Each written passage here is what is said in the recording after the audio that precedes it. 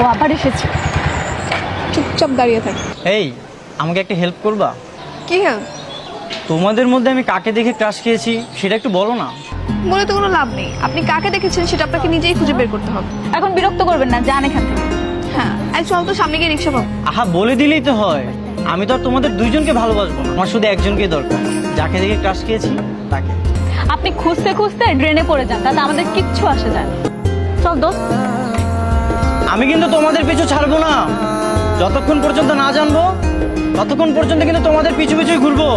দোস্ত শুন, ওই ছেলেটাকে যেভাবে আমরা তাড়ি দিয়ে আসলাম, ও তো বাসায় গিয়ে সব বলে দিবে।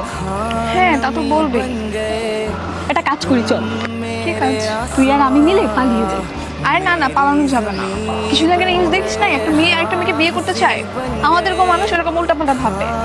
ঠিক বলেছিস। তাহলে এখন কি করবো? কি আর করবি, বাসায় গিয়ে দু একটা মার খা।